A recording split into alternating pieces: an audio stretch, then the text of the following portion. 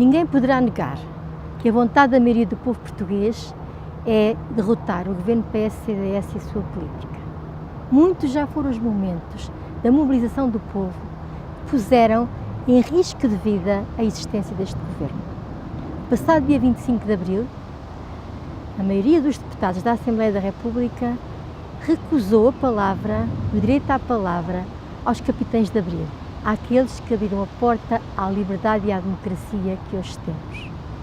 Aquilo que o povo esperava era que os deputados da oposição, aqueles que reclamam sempre do 25 de abril, tivessem deixado o Presidente da República, o Governo e a sua maioria sozinhos no Parlamento e se tivessem vindo juntar aos milhares de cidadãos que se concentraram no Largo do Carmo, apoiando a Associação 25 de Abril, tal como fizeram alguns deputados e os dirigentes políticos como João Semedo, Manuel Alegre e Mário Soares. Se os partidos da oposição tivessem assumido esta atitude, hoje a alma do povo português era outra. Mas o povo não manda nas direções dos partidos políticos. Nós não mandamos nos partidos políticos, mas nós podemos mandar nas nossas organizações sindicais. Nós podemos intervir nas nossas organizações sindicais e fazer com que as direções, e em particular as centrais sindicais, rejeitem os pactos sociais, as políticas de concertação e, ao contrário, façam a unidade dos trabalhadores. Se isso acontece, nem mais um ataque passa neste país. É o mesmo problema que está colocado nos outros países da Europa. E esta é a compreensão a que já chegaram muitos militantes e dirigentes sindicais. E nos começámos a organizar em rede para ajudar a construir esta organização, esta direção. E foi para isso, para defender esta orientação, esta construção da Frente Unida, que nós vamos utilizar o terreno das eleições ao Parlamento Europeu. Não temos qualquer expectativa neste Parlamento, mas temos expectativa na nossa unidade, na nossa capacidade de organização e de mobilização com as nossas organizações. Essa sim vai derrotar os governos e abrirá o caminho à construção de uma união livre dos povos e das nações soberanas da Europa, sem explorados nem exploradores.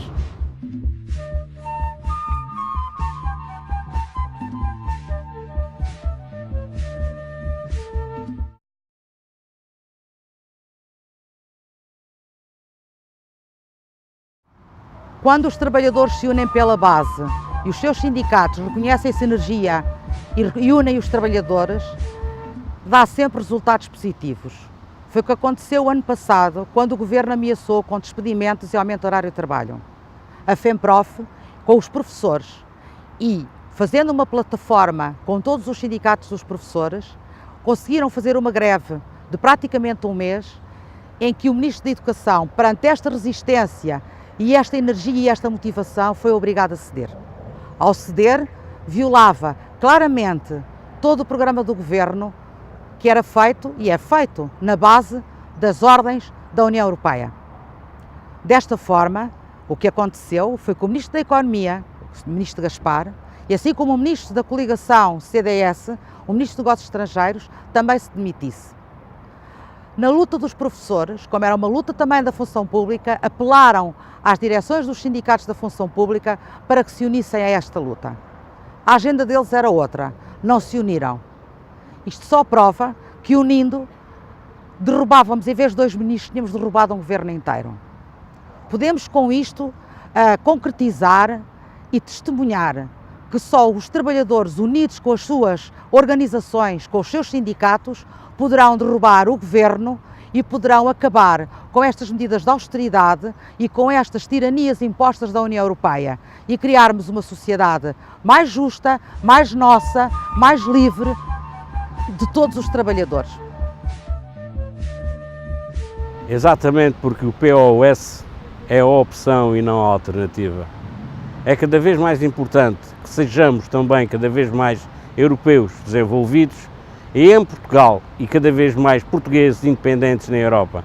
E o POS, enquanto plataforma de diálogo e entendimento e consenso de todas as forças vivas da sociedade moderna e globalizada, quer na esfera do relacionamento positivo entre os trabalhadores e o tecido empresarial e institucional, na legalidade democrática vigente, quer entre os cidadãos e os seus órgãos de representação e soberania, não se evitará esforços para reforçar, onde quer que esteja, a democracia, a sustentabilidade económica, social e natural, a consciência cívica e a melhoria da qualidade de vida, o bem-estar humano e animal, a biodiversidade e o equilíbrio do ecossistema e ecosfera, os ideais humanistas e humanitários da liberdade, igualdade e fraternidade entre todos os homens e todas as mulheres do nosso povo e dos demais povos das nações soberanas que se pretendem cada vez mais, também, mais livres, mais unidas e mais solidárias na nossa comum atualidade.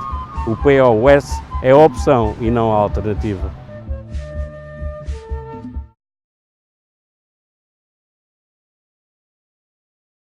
O POS entendeu apresentar nestas eleições ao Parlamento Europeu uma lista sob a base de uma plataforma política subscrita por cerca de uma centena de dirigentes e militantes sindicais e políticos de diferentes quadrantes, utilizando uma das conquistas de abril.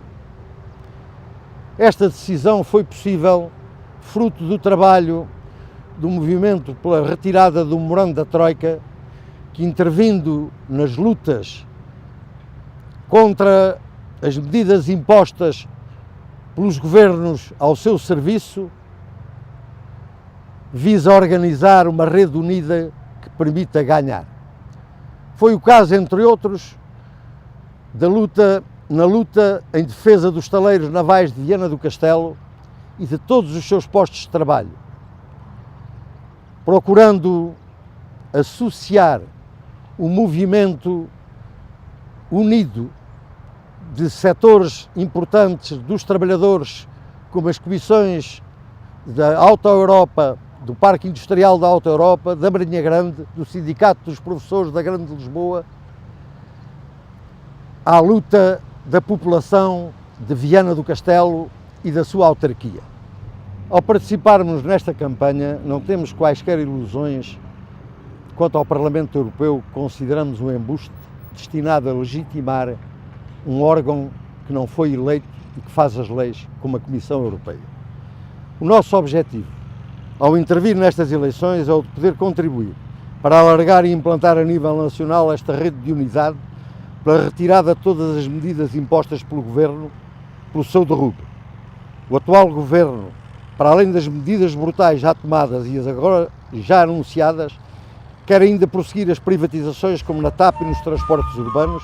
Este Governo não pode continuar nem mais um dia.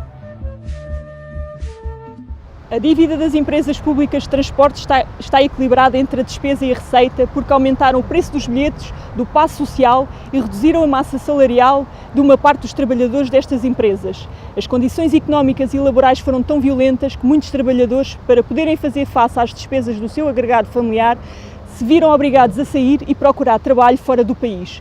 Como consequência da falta destes trabalhadores, aos que ficaram é-lhes exigido prestar o serviço público às populações, dificultando as condições de trabalho e o gozo das férias anuais. Por sua vez, os utentes têm menos frequência destes transportes nos dias úteis e redução ao corte nos fins de semana e feriados.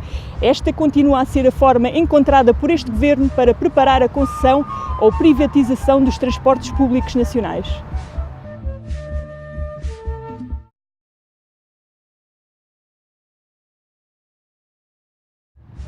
Na qualidade de vereadora da Câmara Municipal da Marinha Grande por um grupo independente de cidadãos, tenho deparado com as medidas emanadas da União Europeia levadas a cabo por este Governo de ataque às formas de democracia e autonomia locais. A famigerada Lei dos Compromissos e a Lei das Finanças Locais atribuem novas competências às autarquias, diminuindo-lhes as receitas. Contra a vontade dos municípios e contra a lei, assiste-se agora à precipitada decisão de privatização da EGF, a holding estatal para os resíduos, rentável e avaliada em mais de 1.000 milhões de euros. Mas atenção, esta tentativa de privatização visa ir mais longe, visa privatizar um bem essencial que é a água.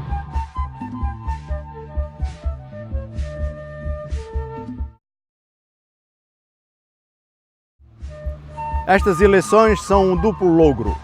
Por um lado, estão a querer convencer os trabalhadores e as populações a eleger deputados por uma instituição que nem sequer é um parlamento, pois não tem poder legislativo. Por outro lado, tentam atrair-nos com a ilusão que, votando à esquerda, estaríamos a contribuir para ser dado um cartão vermelho ao governo. Ora, já nas últimas autárquicas nos quiseram convencer que era desse modo que iríamos derrubar este governo subordinado aos interesses do capital financeiro e às suas instituições, FMI, Banco Central Europeu, Comissão Europeia. E viu-se o resultado. E também estão a querer convencer as populações e os povos, não só em Portugal como no resto da Europa, a votar neste não Parlamento com o argumento de que os progressistas seriam os que defendem a União Europeia e as suas instituições e os reacionários seriam os que defendem o seu derrubo. Isto constitui uma calúnia dirigida àqueles que todos os dias sofrem na pele as consequências da política ditada pelas instituições da União Europeia. O desemprego, a precariedade, os cortes nos salários e nas pensões, o desmantelamento dos serviços públicos e dos direitos sociais, com a caução democrática do chamado Parlamento Europeu. E é por isso que essas instituições são tão claramente rejeitadas. E é essa rejeição em massa que os enche de pânico. Mas há uma alternativa. A alternativa não é equacionar o pagamento de uma dívida que o povo não fez, de uma dívida que não é nossa, defendendo que ela deverá ser paga em 20 anos em vez de o ser em 5. A alternativa é as nossas organizações, os nossos sindicatos e comissões de trabalhadores assumirem a unidade, a ruptura completa com esta política de caos e de barbárie. A alternativa à União Europeia, às suas instituições e aos seus tratados, é os trabalhadores e os povos da Europa, com as suas organizações de classe, impor a construção de uma união livre de nações e povos soberanos, sem exploração nem opressão.